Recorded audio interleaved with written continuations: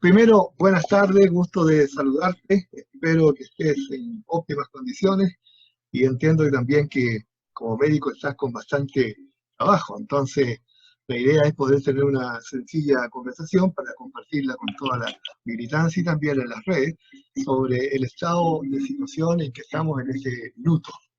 Entonces, lo primero que te quiero pedir es que brevemente nos cuentes un poco de ti, a lo que te estás dedicando, en qué área estás trabajando especialmente, y luego entramos a la conversación con un paro de preguntas muy precisas para conocer tu opinión del momento. Entonces, Bernardo Martorell, ¿cuál es tu actividad más importante, tu especialidad más importante en ese minuto? Sí, bueno, yo estoy trabajando en la universidad en tiempo parcial, básicamente, haciendo algunas clases y haciendo algo de investigación, especialmente en la Universidad USACH, pero también en algunas otras donde colaboro. Y mi especialidad es básicamente dedicarme a lo que se llama la salud pública, es decir, al abordaje de los sistemas de salud, cómo estos se comportan, cómo mejorar el funcionamiento de los sistemas de salud a través de las políticas y la gestión. Esa es la especialidad que estudié en Estados Unidos, no como especialidad, sino como magíster en salud pública, y es a lo que me he dedicado durante todos estos años. Así que en eso estoy ahora. Ahora estoy en mi casa, en este momento, mientras tratamos de no salir.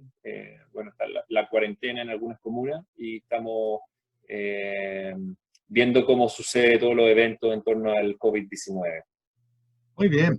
Para las personas que están escuchando esta breve conversación, tengo que decirles que Bernardo Martorell es el actual encargado nacional, presidente de la Comisión Nacional de Salud del Partido por la Democracia, y en estos días críticos, el grupo de trabajo que él coordina ha sido de mucha importancia para poder abordar el análisis de los problemas que estamos viviendo y también para ayudar con orientaciones e indicaciones no solo a la militancia, también a nivel ciudadano. ¿Cuál es tu opinión, tu visión del actual momento que estamos viviendo con esta pandemia, con esta crisis sanitaria que abarca a gran parte del planeta? ¿Cuál es tu mirada global como médico y también como persona de lo que estamos viviendo?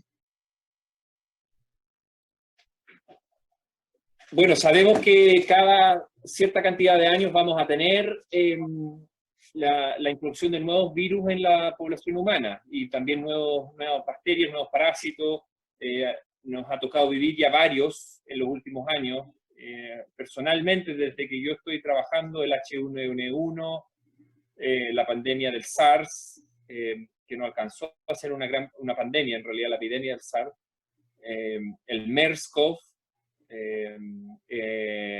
las amenazas del ébola, que tampoco alcanzaron a distribuirse por el mundo. Me tocó estar en el Ministerio de Salud en la época de ébola, coordinando la respuesta, la preparación de la respuesta de Chile.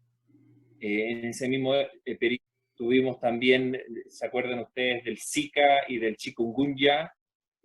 Pero esta es la primera vez que tenemos un virus que es de tal gravedad que realmente ha movilizado la economía y las sociedades de todos los países del mundo y que genera bastante angustia por lo demás. Todas las epidemias, por supuesto, generan angustia, pero esta en particular está generando mucha angustia en la población y eso también trae consecuencias, por supuesto. En las últimas horas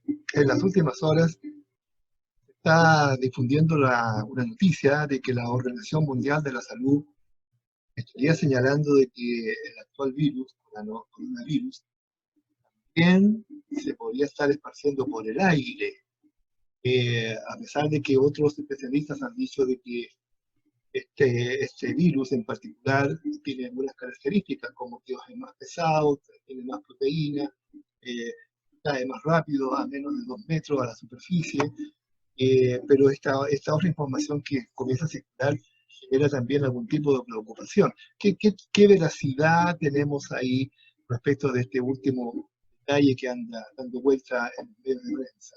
Efectivamente empezó a circular esta información, parece un estudio que mostraba que duraba 3 horas en el aire, eso fue lo que me llegó a 3 horas en el aire, pero aparentemente yo consulté inmediatamente a un colega en el Ministerio de Salud que está trabajando y que está más actualizado que yo, está trabajando encima de la evidencia científica del momento, y me comentó de que no sería, si es que esa forma de transmisión existe, no sería la forma de transmisión más importante que obtiene este virus. Eso es bien importante porque en salud, en medicina en general, todo es posible.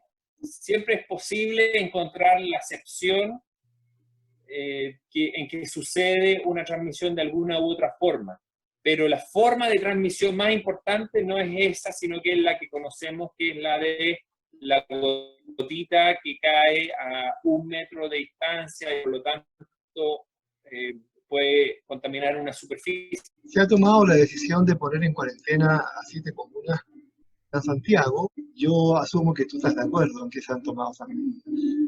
La pregunta es si se podían haber tomado antes estas medidas para contener o ayudar a contener mejor el avance de este virus. ¿Qué opinas tú sobre aquello? Esa es una pregunta muy difícil de contestar porque uno no tiene la información que tiene el ministro. El ministro, por supuesto, tiene mucho más información que nosotros no conocemos y por lo tanto yo sí estoy de acuerdo que la cuarentena para el caso de Chile se vaya dando progresivamente según evolucione la epidemia y vayamos viendo momentos de cuarentena, momentos quizás en que se descansa de cuarentena, momentos en que se vuelva a cuarentena y eso se vaya regulando según la evolución de la propia epidemia y hay que tomar en cuenta el factor geográfico también. Ahora bien, quizás el momento oportuno era un poco antes, sin duda ahora está indicado, eso sí lo comparto, si es que podría haber sido antes, no lo sé honestamente, porque habría que mirar bien los datos de la evolución de los contagios, el número de exámenes que se están haciendo, qué tan bien diagnosticada tenemos la epidemia, es algo que yo no conozco. El punto fundamental es si es que sabemos lo que está pasando. Se ha dicho mucho que no hay exámenes suficientes. Nosotros estamos tomando un examen COVID por cada 10 casos, 10 exámenes por cada caso confirmado. En Corea tomaban 30 por cada caso confirmado, como promedio general. Por lo tanto, estamos a 1/3 de la capacidad de Corea para diagnosticar esta epidemia. Por lo tanto, estamos, podríamos decir, navegando ciegos aún, porque estas epidemias siempre son un poquito traicioneras. Siempre hay que tener en cuenta de que hay casos que uno no está diagnosticando. De hecho, algunos estudios sugieren que hasta el 80% de los casos podrían no estar diagnosticados. Eso es el extremo, pero hay que saber de que estamos siempre con un subdiagnóstico. Simplemente quizás simplemente ese subdiagnóstico quizás es peor de lo que creemos que es, y eso es lo que uno tendría que tener un poco más de información para saber. Con los datos que el Ministerio de Salud ha dicho, con los pocos datos que revela, me parece que era un buen momento. Sin embargo, es posible que haya sido necesario antes, según los datos que el Ministerio de Salud podría tener. Quizás hay otras cosas que maten más a los chilenos, por ejemplo la diabetes, por ejemplo la obesidad, probablemente esté generando mucho más daño poblacional, pero los problemas infecciosos hay que atenderlos con el 100% de la atención. Los problemas infecciosos como las epidemias generan estragos que son más profundos que solamente la muerte de algunas personas, que de todas maneras puede ser muy alto si esto no lo atacamos con toda la fuerza que necesita atacarse. Eso no quiere decir que tenemos que entrar en cuarentena total en todo el país en este momento. De hecho, sobre ese punto ha habido debate. El Colegio Médico hace 2 semanas pedía cuarentena total para todo el país y luego cambió a cuarentena total para la región metropolitana. Cambiaron su perspectiva. Entonces, esto no es que hay que tomar las medidas más drásticas inmediatamente, pero sí hay que ponerle el 100% de nuestra preocupación al tema. Y como ciudadanos, yo creo que hay personas que por sus razones de vida tienen que trabajar, tienen que salir. En términos generales, ¿el país, en tu concepto, está preparado para enfrentar la magnitud de lo que está ocurriendo o eso es todavía también un elemento de mayor preocupación? Sí, yo creo que el país tiene algunas ventajas y algunas desventajas. Y en términos generales, si me preguntaras de 1 a 10, yo creo que estamos...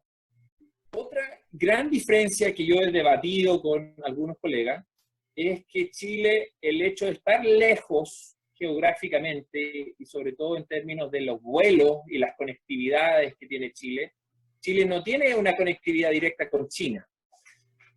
Si uno mira el número de casos, no miré el último informe del Ministerio de Salud, porque hoy día se confirmaron 1.600 casos en total, pero algunos informes anteriores mostraban que aproximadamente un 25% de los casos son casos importados. Es decir, 25% de los casos, más de 300 casos, son casos que adquirieron el virus afuera de Chile. Y esos son los que se están replicando en nuestra población y que llevamos los 1.600 casos, que es relativamente bajo para partir de 300 que de alguna forma siembran el virus en nuestro país. Llegar a 1.600 no es un gran salto, es una transmisión relativamente baja. Imagínense ustedes Francia, Italia, España, que son países mucho más conectados con China. Y probablemente la cantidad de casos importados que tuvieron ellos, y en un momento en que no estaba claro la gravedad del asunto, ellos tuvieron una distribución poblacional mucho más amplia del virus en su país. De alguna forma, entonces, eso podría explicar las consecuencias que ellos han visto en esos países. Entonces, el estar al final, digamos, del mundo, entre comillas, hace que lleguen menos virus para sembrar y por lo tanto haya menos focos que controlar. Ahora, eso es una ventaja, pero es una ventaja hasta ahí nomás, porque pronto, rápidamente se expande en el país. Por lo tanto, si no se controla, también nos puede pasar lo mismo que le pasaron a esos países. Pero partimos con una cierta ventaja comparado con esos otros países. Su máximo potencial para crecer. Por lo tanto, ahí son elementos que nos pueden jugar a favor, pero también nos pueden jugar en contra si no se manejan bien. Eso, yo estoy muy preocupado por lo que está pasando dentro del gobierno y del Ministerio de Salud. Esto lo digo porque yo conozco las realidades de la Seremi de Salud. Yo fui Seremi de Salud de la región metropolitana, perdón, de la región de los lagos. Sí. Y conozco cómo trabajan los equipos de la Seremi de Salud. Conozco las fortalezas, pero también las debilidades, que son personas, como todos nosotros, que tienen limitaciones. Y tienen limitaciones no solamente porque ellos tienen, digamos, no son limitaciones de las personas. Por lo tanto, si nuestro ministro no está reconociendo y con una actitud humilde ante las debilidades del sistema, es posible que esa sobreconfianza que nuestra pública no juegue en esta. Así es.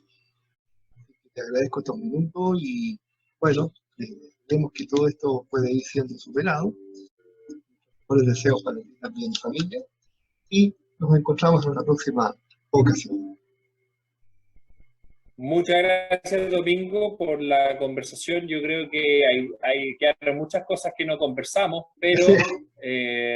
Al menos algunos elementos que vayamos debatiendo, creo que es súper importante el conversar. En estos momentos que estamos medio aislados, es bueno conversar para que también las ideas de uno se vayan aterrizando con las ideas de otros. Así que un saludo, un abrazo, Domingo. De todas maneras, que estés muy bien.